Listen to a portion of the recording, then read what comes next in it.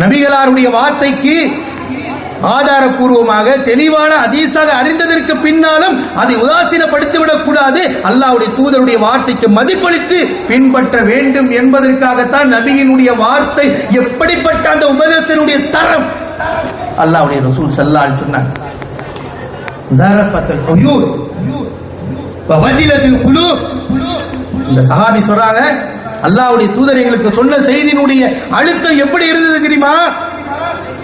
எங்களுடைய கண்களில் பீரிட்டு தண்ணீர் ஓடக்கூடிய தண்ணி ஆட்டோமேட்டிக்கா கொட்டுச்சு. அவ்வளவு பெரிய விஷயம். ஹதீஸ படிச்சு அழுதுமா, குர்ஆனை படிச்சு அல்லாஹ் அழுவ சொல்றான், கண்ணீர் வந்துட்டான் கேட்கிறான். சஹாபாக்கள் நபி ஸல்லல்லாஹு அலைஹி வஸல்லம் அவர்களுடைய போதனையை கேட்கும் பொழுது, சொல்லும் பொழுது தன்னுடைய மறுமையை கண்ணில் கொண்டு வந்து கொண்டு நிறுத்தி கொண்டு வார்த்தையினுடைய அந்த வலிமையையும் வல்லமையும் உணர்ந்த தபி தோழர்கள் கண்களில் இருந்து தண்ணீர் கொட்டி